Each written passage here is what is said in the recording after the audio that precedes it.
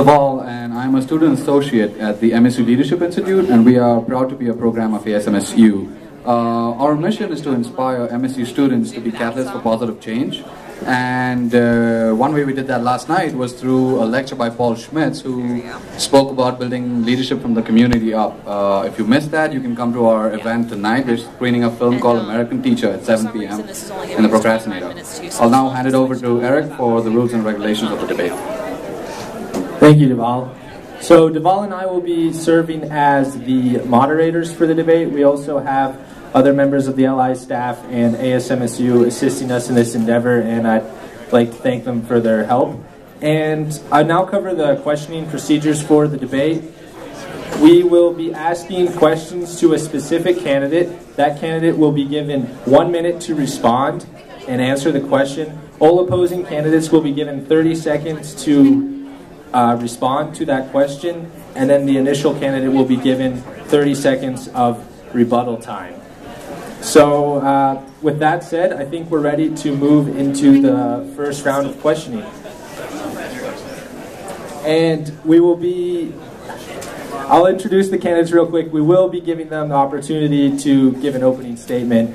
But we have Dylan Haskell here, we have Teelan Durham, Andrew Wilson, and Lindsay Murdoch. In a moment, we'll give them the opportunity to give their opening statements. But in an effort to create a better debate environment, we've decided that only the presidential candidates will be speaking. The vice presidential candidates will be introduced, but this way we can get deeper into the issues and you can really see who the candidates are. So thank you very much, and we'll begin shortly.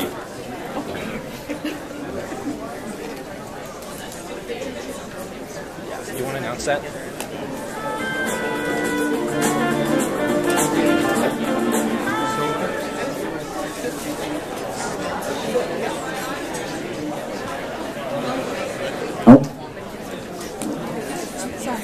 So each candidate gets 1 minute for opening statements about why you are running this election. Let's start with Dylan. Okay. Can you hear me good? Well, my name is Dylan Haskell, and I chose to run for this position because I've had experience with ASMSU in the past. I've been an ASMSU senator for 2.5 years, as well as serving as the Senate Vice President for a year. And behind me here, this good-looking fellow is Steve Rowe, and he is my he is my running mate for the Vice President position. I chose him because he and I played basketball a couple times, and he's amazing. But beyond that, he has had some solid experience with ASMSU, and I saw in him he's a very passionate and dedicated senator. He also started an IT forum between ASMSU and the IT department, which is one of our core values, IT development and helping out with internet connections and whatnot. But I'm very passionate about this organization. I would love your guys' vote, and I'm definitely excited to get this underway. Thank you, Dylan. Teelan? All right. My name's Teelan Durham. Together with Keely Cope, we're running to be your next student body president and vice president. We're really not your prototypical candidates. We're the new faces. We haven't been involved. We bring fresh views and outlooks here to ASMSU. Basically, we're just one of you guys. I grew up on a ranch right here in southwest Montana. I learned what it means to put in a full day's work, getting up with the sun, working all day, going to bed when it goes down. Keely grew up in a military family, so she grew up with the same ideals and learned the same work ethic that I did. Already we pledged to make sure we're in the office at 7:30 every day, just to make sure that we're meeting the needs of every student as best we can. I'm running for a position that's been blessed with great leaders. Key's done an outstanding job so far. And judging by the candidates that are up here, no matter what happens in this race, MSU is going to be in great hands. But I'm looking forward to continuing the legacy of excellence here at MSU. And I know that if given the chance, I'm the best candidate for the job. Thank you. Thank you, Teelan. Andrew? Hi, I'm Andrew Wilson, a junior, and I'm currently an RA down in freshman apartments. My major is computer science, and my partner, David McKay, is a junior in civil engineering, and he was an RA last year, so we have quite a bit of experience dealing with residents as well as students. The ASMSU presidency is a symbol that acts as the voice of the people. It stands by those who it represents. A symbol is about believing in a vision and what's to come. It's not about change, it's becoming something more. It's taking the next step. It's taking who we are and pushing beyond our ability. making the leap from here to there, from then to now. We're not here to toss around ideas and hope they happen. They must happen if we are to grow with our as a great university. To be sustainable for the future, we have to maintain the standards we set for ourselves and create the base of progress as we march towards our vision. We cannot do the same thing every day. It devalues our vision. It places us in a repetitive cycle with little progress. ASMSU represents a powerful leadership that propels us into a common vision, that gives you the experience of representation and yields to the students ownership. Today, Andrew, we are sadly out of time. Lindsay? Hi, thank you. My name is Lindsay Murdoch, and I'm currently a third-year sociology student here at MSU, and I'm running with Lucas Smith back here behind me. I have served as the student body vice president here for the past year, which I feel has provided me with some really great experience to step up into the presidency role. Lucas is a freshman here, which means that he is a fresh face coming in, but he has taken advantage of every opportunity here at MSU since arriving his freshman year. I've had plenty of experience on campus, serving as an RA, an orientation leader, as well as several facets in MSU, so I am very familiar with how the campus works. Lucas and I are very passionate about getting all students engaged, ensuring that we have an inclusive and open campus environment so everyone feels part of a more cohesive campus culture, and then finally ensuring that the campus is growing sustainably and we're holding the administration accountable for the student growth, so we're maintaining the integrity of this wonderful institution that we call home. Thank you. Thank you, Lindsay. So the next question to all candidates, starting with Dylan, is introduce your vice president and tell us why you selected him or her.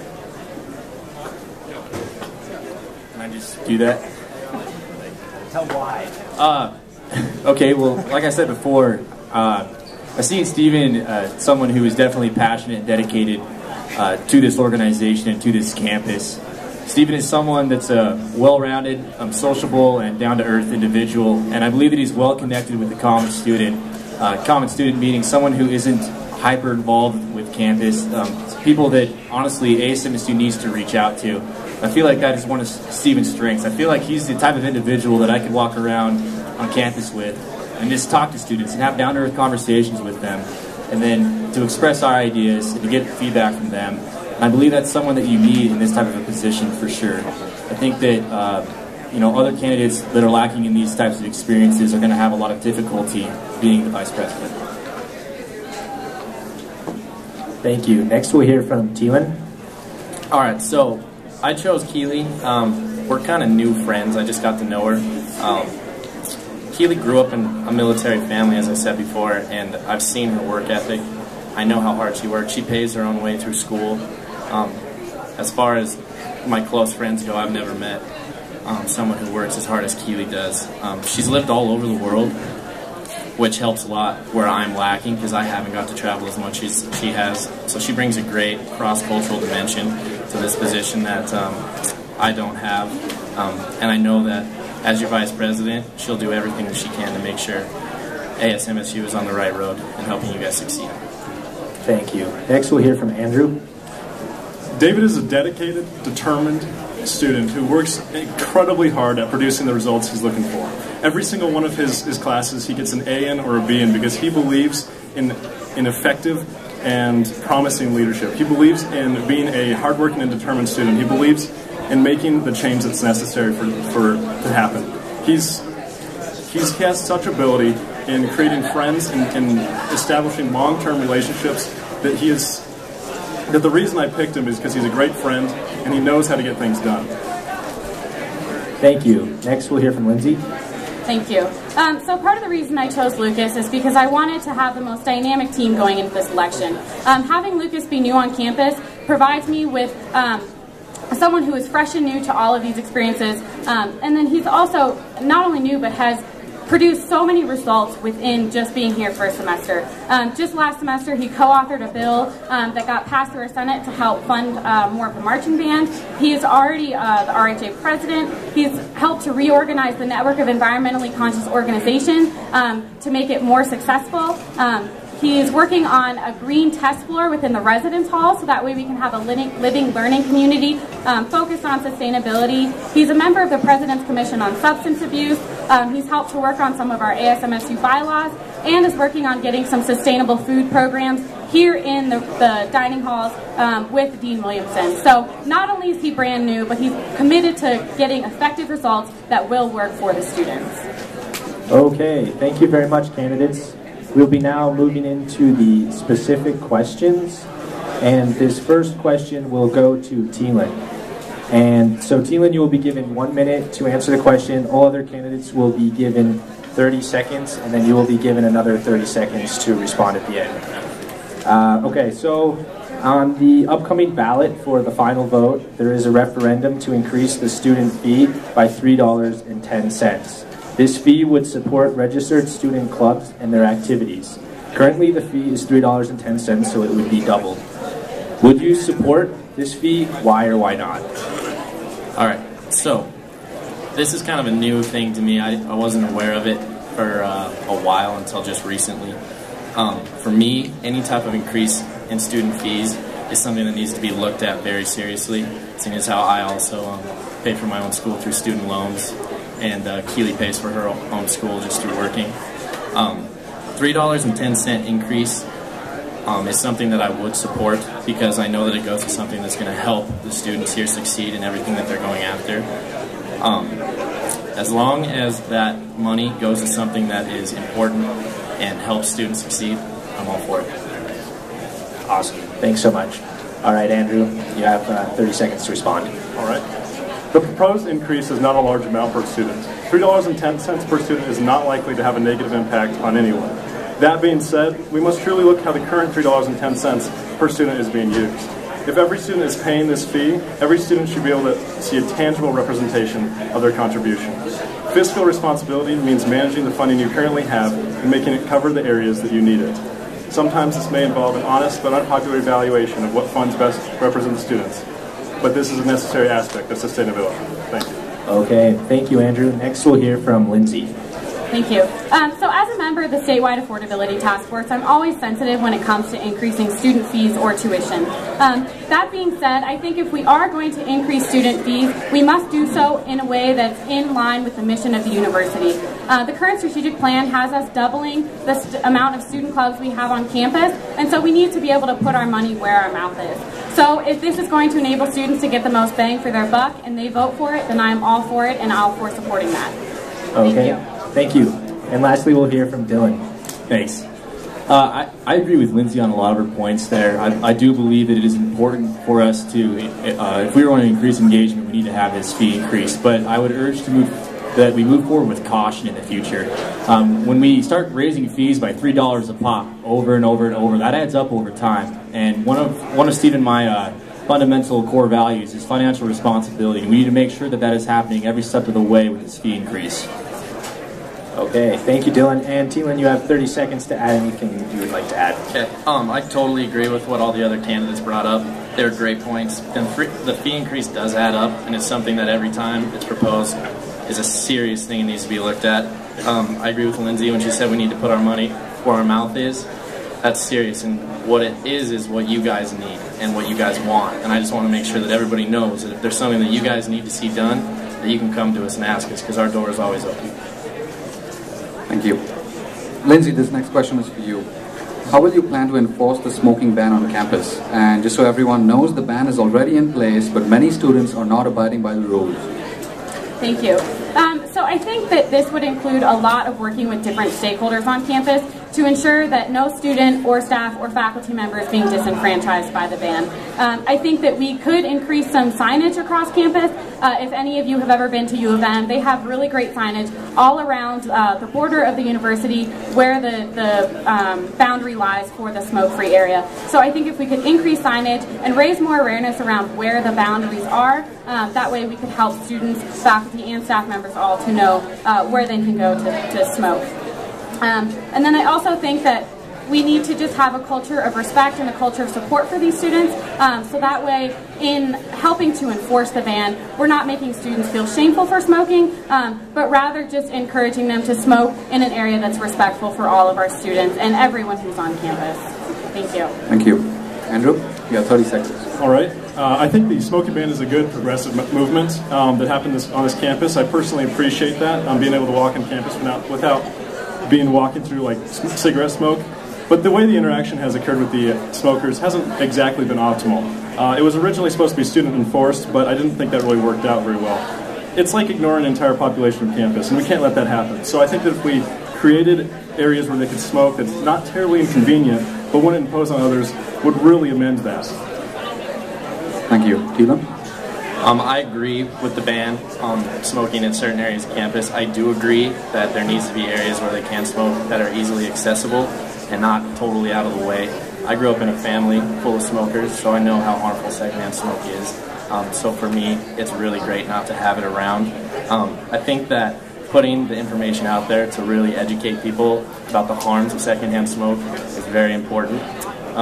And if it still doesn't get fixed, I'm not opposed to looking at maybe trying to enforce a fine of some sort. Okay, I have three points to talk about this. First of all, one thing that I was really saddened to see is that faculty and staff had very little input on this ban, and it is a ban that affected them as well. And yes, we have disenfranchised some of our faculty and staff, and it's difficult for students to enforce a smoking ban on faculty and staff. It's difficult for them to tell them to do anything. My belief is that it takes years for a social norm like this to come into place. The freshman class is the first class this year to have experienced a smoking ban, and my hope is that in the future, everyone will just be used to it. Thank you, Dylan. Lindsay, you have 30 seconds for any last-minute statements. Thank you. I'll keep this one quick. Like I said, we just need to continue to work with stakeholders on campus, get more student input on how to best do this in a respectful manner, and continue to enforce the culture of respect and the culture of support for these smokers on campus, so that way we're not disenfranchising these students by making them feel shameful for smoking. So thank you. Thank you, candidates. The next question will be directed at Dylan, and you will have 1 minute to respond. How do you see remedying the current student parking issues? Okay, there's definitely a few things we can do here. First of all, and I believe a few other candidates will agree with me, is that we could increase the streamline, the running hours for the streamline. We could also try looking at creating a shuttle system that would ferry students essentially from the F lot into the interior of campus. Another thing that I've looked at though, and this is one of Steve and my core values, is IT development. And if we had a system, like a technological system in place that helped out with the parking issue, that'd be highly beneficial for students. What I'm talking about here is, what if we had a system in place that actually physically counted cars going in and out of parking lots, and then gave a running tally to a real-time website, and have that website take that information and give it to a smartphone app. Essentially, students are very frustrated with the current situation because they spend a lot of time driving around the interior of campus. Now, if they spent less time doing that and they were aware right away because of this smartphone app of which spots are available, then they'd spend a lot less time just being frustrated and a lot more time getting to class. Okay, thank you. And Andrew, we'll give you 30 seconds. All right. I believe there's already a move to increase parking on campus, and converting the parking spots by the stadium is definitely a move we want to make. It's an issue that needs to be addressed, and so we need to stress how much of a priority it is that students get to class on time. If that means adding a parking garage, then let's make it reliable and close to campus. If that means acquiring more land or utilizing land we already have better, we definitely need to affect that conversation with the administration. Simplicity is often the best solution. Thank you. Thank you. And Teelan, you'll have 30 seconds. The parking problem is something that affects almost every student here on campus. There are some small-term ideas to make things better, such as paving some of the dirt parking lots. The thing about paving a dirt parking lot is it doesn't necessarily make more spots for students to park in. Keely and I have looked into trying to put together a plan to build a parking garage on campus that doesn't block any views, because I know that's a big deal here. I know that if people get excited about the idea, the funds can be brought together and put together, and we can fix the problem on campus. Thanks. Thank you, Teelan. And Lindsay, 30 seconds. Thank you. So just recently, our Senate did pass a resolution in support of the top 3 temporary solutions, which Lucas and I both fully support. So paving over the F lot, adding some more parking spots up across Kagi next to the stadium, and then adding more paid parking across from the sub. That being said, these are only temporary solutions, so we need to look into increasing streamline opportunities, looking at a carpool solution, and then finally looking at instating some sort of a bike share, so that way all of the bikers on campus have someplace to go. Thank you. Okay, thank you, and Dylan, you'll have 30 seconds. Okay, thank you. Lindsay, we did try the bike share last year, and it did not work out. It's something that could be revitalized, but I hope that in the future that would work out, but it fell flat on its face last year. I think that we need to look at technology and start thinking of creative solutions to remedy this situation. And ultimately, the MSU strategic plan has a plan for 3 parking garages across campus. I believe long-term this will be solved, but right now there are ways that we can solve it in the short term. Thank you, Dylan. And the next question goes to Andrew. You have 1 minute to answer. If you were to make any changes to the ASMSU structure, services, or programs, what would they be and why? We want to feel like we're providing an education that's quality. So it's for the students, by the students. If we're increasing our population and we're not addressing the standards, then we're not really growing.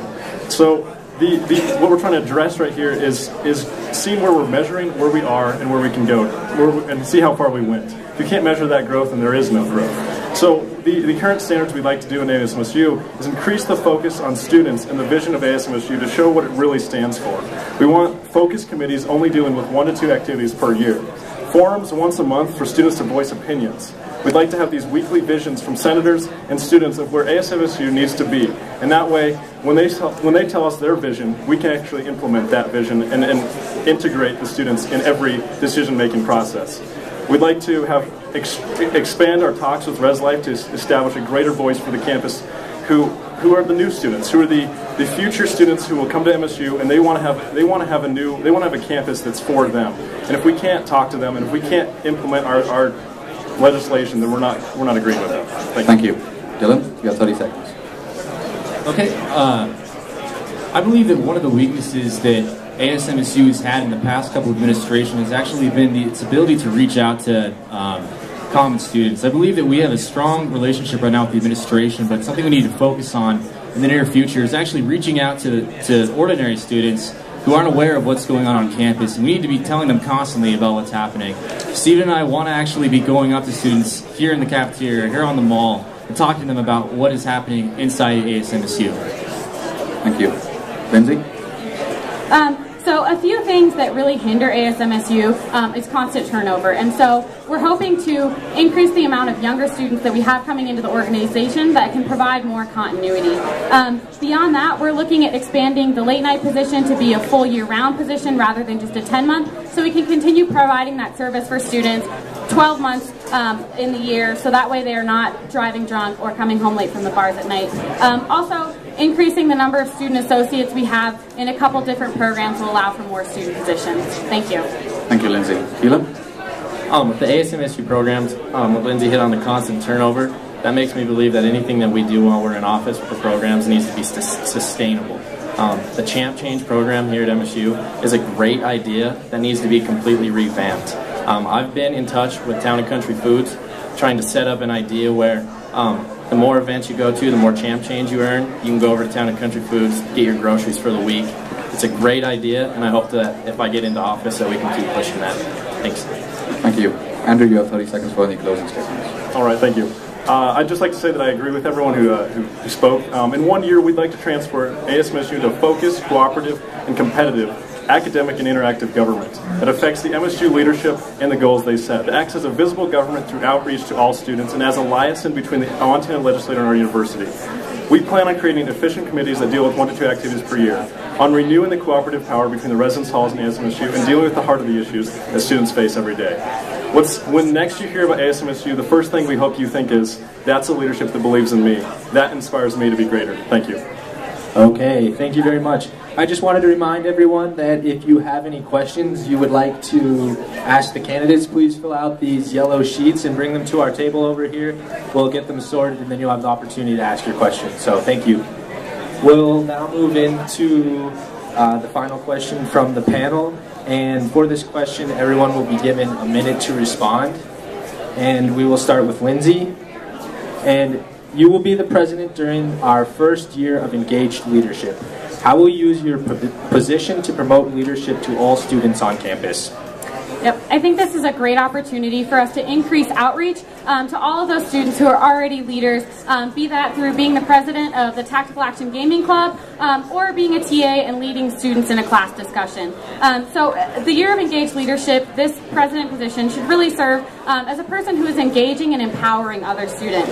One of the ways that Key and I did this year was through creating a White House Project training and bringing them here to help get students on the ground and training from professionals, so that way we're not only encouraging and empowering students to lead, but giving them all of the opportunities and the tools that they need to be effective leaders on campus and as they go out into the community. So really, I would love to use this opportunity and the position to encourage and empower other students, so that way we really can be leading from the ground up. Thank you. Thank you, Lindsay. Teelan, you have 1 minute. I think that we are in a prime position right now to really take advantage of this engaged leadership that's coming up in our year of leadership. Keely has some incredible ideas to bring speakers in, and she really wants to work with the Leadership Institute that's already on campus. I know that they do great things and they bring in great speakers all the time. Along with this, we want to keep pushing our Champ Change project.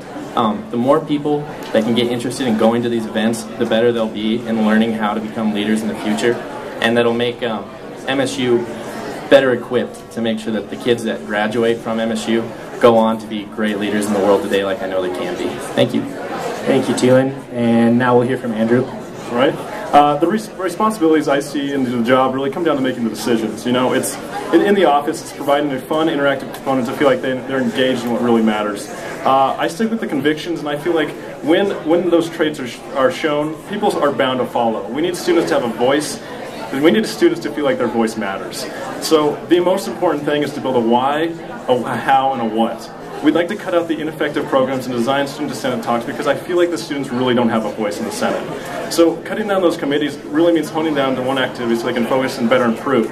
In that way, we're showing the leadership for all of ASMSU and the student body.